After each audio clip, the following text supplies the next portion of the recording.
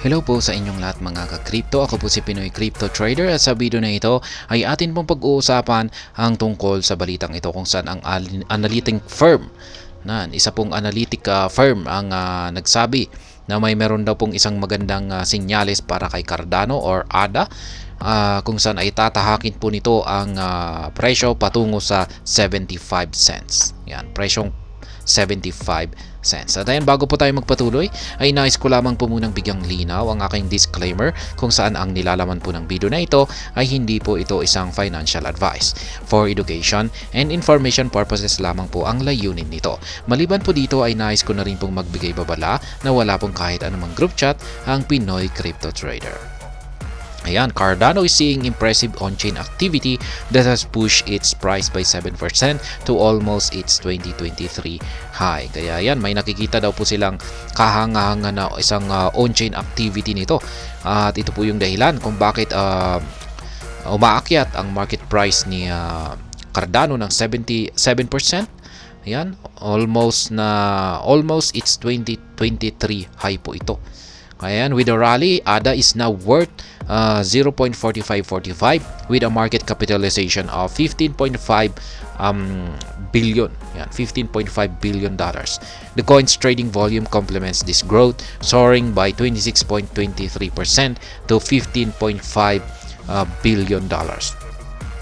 The bullish growth of Cardano comes despite the protracted losses some altcoins are recording today. According to crypto analytics provider Santiment, the current resurgence in Cardano might be fueled by a horde of small traders selling off their bags to the whale holders. Kaya yan. Ito po yung sabi po ni Santiment dito. Yan yung kanyang actual na statement rito. Cardano's market value is 7% plus today. Despite the majority of crypto dropping Wednesday, total ADA addresses have been shrinking, which is a good sign. Typically, declining wallets is a sign of small holders capitulating and selling to whales at a loss. Kaya yan. Yan daw po yung nangyayari ngayon. Umaakyat po ang value ni Cardano. Yan, kahit na yung ibang mga cryptocurrencies ay nagsisibagsakan. Yan, maliban po rito ay napansin po nila na kumukonti po yung mga addresses. Yan, or nababawasan yung bilang ng mga addresses kung saan ay maganda raw po itong sign or sinyales. Sapagkat yung mga yung pagbagsak ng mga wallets na ito ay nagpapakita lamang na yung mga small holders, yan, yung makagaya natin na small holders ay nagtitake profit po sila or nagbebenta po sila or nagli-liquidate po sila or nagtitake loss po sila.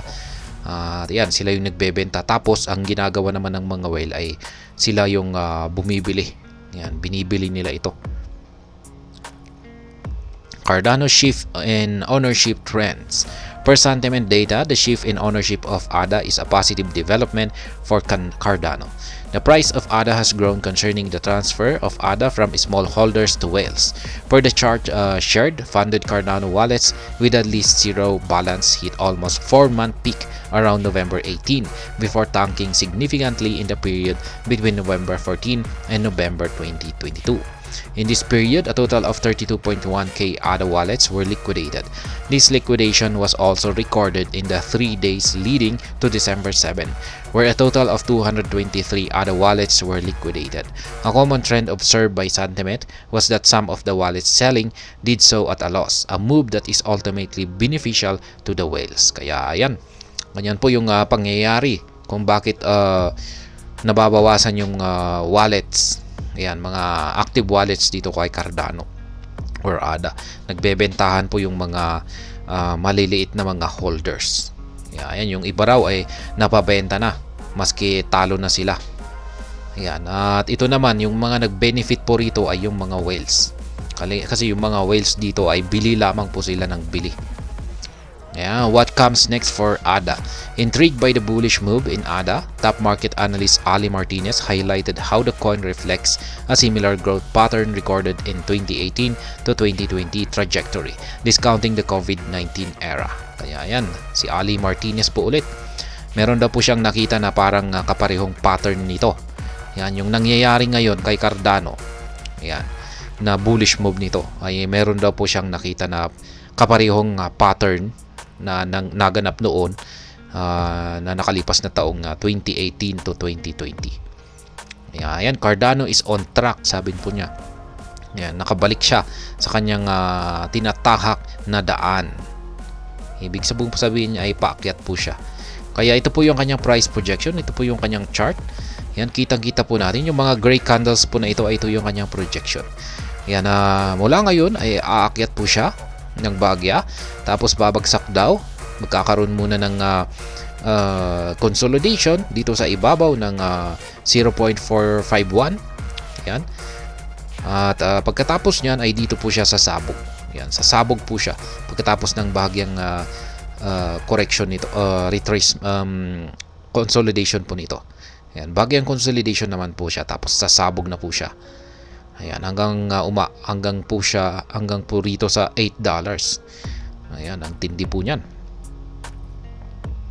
Ayan po ulit yung kanyang chart dito. Ayan, may paliwanag po rito. While volatility is still a major consideration, Martinez confirmed that if the historical patterns hold, it may breach the 0.45 resistance level. However, this is not the ultimate target for ADA, as Martinez, alongside with other analysts, believes push towards 75 cents by late December cannot be ruled out. If achieved, a 75 cents price will be the biggest ADA valuation since May 2022. Kaya ayan, kung nabasag po yung 0.45 na ito po yung ayan, yung nagsisilbing parang resistance line po na ito. Ayan, ito po yung 0. Kung pag nabasag daw po ito ay ayan, yung pwede po niyang akyatin ngayon. Yan ay ang presyong 0.75. Yan yung kanyang pag-akyat po na ito na bahagya, bago po siya ulit babagsak para magkaroon ng retest dito. Pagkatapos ng retest ay dyan po talaga siya sasabog. Pero sa ngayon ay ayan, yung target po natin ngayon ayon dito kay Ali Martinez ay yung 0.75 kung pagsakaling nabasag niya ang resistance line dito sa 0.45. Ayan. Ayon kay Ali Martinez ay si Cardano ay back on track na raw. Ayan, paakyat na raw po siya patungo sa presyong 75 cents. At ayan, hanggang dito na lamang po tayo sa video na ito. Sana po ay inyong nagustuhan ang aking paliwanag dito. Kung inyo po itong nagustuhan ay pakiclick lamang po ang like button nito. Para naman po sa mga bago lamang dito, kayo po ay aking inaanyayahan para mag-subscribe. Pakiclick na rin po ang bell icon nito dahil ito po ang siyang magsisilbing notification nito sa mga bago kong videos na akin pong ina-upload sa aking YouTube channel na ito. Marami pong salamat sa panonood. Ingat po tayo lagi at God bless po sa ating lahat.